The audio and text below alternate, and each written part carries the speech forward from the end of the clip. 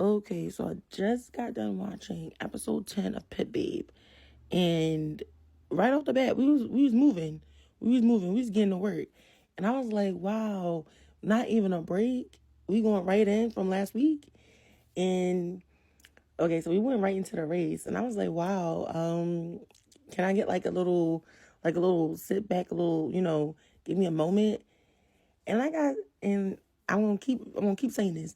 I want to move in with Alan. Alan let everybody else move in with him, but I like Alan's house. Like he already shows that he has a lot of space. Like let me get a room, Alan. Like you is giving very much. I don't have any white refrigerators or appliances. It's all chrome and steel over here, and I want to experience that too. Okay, use asking Jeff. Does he want to move in? I want to move in too. What about me? What about me? I know you got the room for it. But anyway, let's get back to the race. I felt kind of like I was just like Alan and Charlie, like, you know people coming after you, so why are you trying to race right now? We still didn't find the culprit that messed with your car. And so he was like, and so Baby was like, I'm gonna race anyway. I don't care what anybody got to say. I'm getting in that car.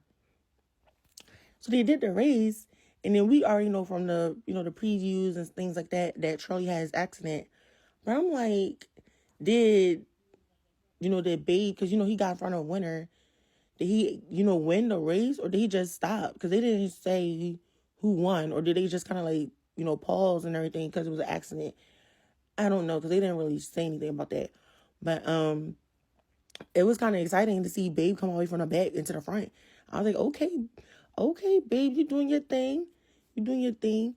But when he was pulling him out, I was like, oh my gosh, don't move his neck too much. Don't move his neck too much. But then it was like, I was looking at Jeff and I'm like, Jeff, please, like, don't be doing too much dramatics. But then it gets to the hospital, and then that's when, Babe got his powers back. And he go in there, he started crying. I almost shed a tear. Almost did. I think I shed maybe one or two tears. And he collapsed while he was kissing Charlie and saying, sorry, I'm so sorry for being so rough with you. I'm speaking so mean to you and everything like that. And then they go in there and pick him up. And then Jeff was just standing in the hallway. I'm like, yeah, because they crying for nothing right now. And then Kenta was in the hallway because he's supposed to be picking up Charlie, because this was part of the plan or whatever. So then when Kenta went back to the house and told Tony that things did not go according to plan, and Tony lost it. Tony was flipping. Remember I told y'all Tony is basically Professor Oak on crack. Okay, so he was mad. He said, you did the wrong thing. How could you do this? You always messing up. You're a failure, blah, blah, blah. You need to go find me some more Pokemon.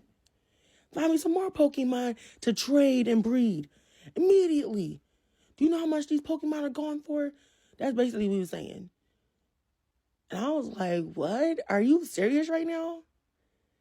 Like, yo, where's his, someone get Tony. He need to be in a grippy sock and taking some medication, because this don't make no sense. Like, he was fuming, he was sweating, breathing on hard. I'm like, yo, what is he on? Because this don't make no sense. Howling and screaming. And then Kenta was like crying. I'm like, yo, Kenta, see the light. Get on up out of there. Everybody else leaving for a reason. And you still here. If you still here just because to be here, then I'm looking at you sideways. But you still here to be, you part of the plan to take down Tony, then okay, but still. You're going to get your get back at some point. So then they held like I don't know, like a service or funeral or whatever. But basically just putting flowers on the grave for Charlie. And I'm looking at Jeff and I'm like, Jeff, please. Why you got them putting flowers on an empty grave? You're doing a bit much. And then Jeff had the nerve to be trying to like shed some tears. And I'm like, Jeff, really? Whose grave is this? Whose grave is this? Like, really? Like, really, we're doing the big one. So then Alan was like, I don't want you being by yourself. This is not the time to be alone. I want you to move in with me. And if you don't feel comfortable, I'll ask North and Sonic to move in too, blah, blah, blah. And then next thing you know, Jeff trying to flirt. And I'm like, Jeff, I thought this was your brother's funeral. What are you doing? What are you doing? So this how you know, like no one could pick it up. But this how you know nothing happened to Charlie. Cause the whole time Jeff is flirting. They're at the house after they rescued basically after he got Kim from his apartment, and he's like flirting with Alan. And I'm like, what? He was like, I'm ready to be your boy. But it don't look like you're ready for me to be your boy. You let me know when you're ready. And I'm like, Jeff, are you serious right now? First of all, what was going on? How are both you and Charlie like this? How are you both at this innocent look about y'all? But y'all both are like at the top. Like y'all going after y'all man.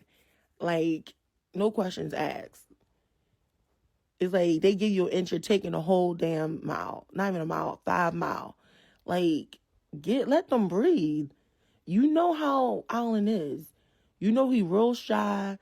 Like, he like to like joke around, whatever, but he real shy. He like, I don't know, like, he don't know about all that flirting shit. And then you come back, you gonna kiss on the cheek? Like, come on now. Come on now. And in the preview for next week, they hunching and munching in the shower. Like, come on, Jeff. Come on, Jeff. Let that man breathe. Please, let that man breathe. Because first of all, where is y'all learning this? What was y'all learning in university? Because I know y'all wasn't learning this at Tony's house with Professor Oak. What was y'all learning at the university? What was y'all watching? Because how both of y'all like this? All I can say is I'm going to keep Alan in my prayers. I'm going to keep him in my prayers. Then, we get to the garage because Alan, Babe, and Jeff, they was like, this is kind of sus. Because how his car end up like this, and, only person that be touching the cars is Jeff. So they was like, they looked at the cars, they said someone punctured his oil line. So they said, we just going to keep this among us, but we going to keep an eye on the rest of the team. So they get to the team, they get back to the garage. Here come Dean. I told y'all Dean was real sus. He talking about when's the next race, the next race, the next race. Alan was like, go back to work. We ain't talking about no race. We just had a funeral. You was there. And he's like, race, race, race, race, race. And Babe is like, it's clicking. It's finally clicking. And I'm like, it took you long enough. I told you. He's real sus. So then at nighttime, Dean walking around the garage like, yeah, I hope I did what you told me to do. Hope you can stick to our agreement. Cause Red Racing Team, they sound like they doing better than X-Hunter. X-Hunter is shit. And I was like, what? You just real loud and proud in the garage on the phone. And here come Babe. And Babe was like, he basically like mushed him against the wall, was like, what did you do? Who you talking to? Blah, blah, blah. Next thing you know, Babe kind of cooled off and he walked away. Then, Dean, he pulled out like a molly and a hammer, and they started molly-whopping and whack-a-moling on Babe. I'm like, are you kidding me right now? And he basically confessed to what he did. And he said, I'm sorry it had to end like this. Are you kidding me? He's about to finish the game. He's about to finish whack-a-mole.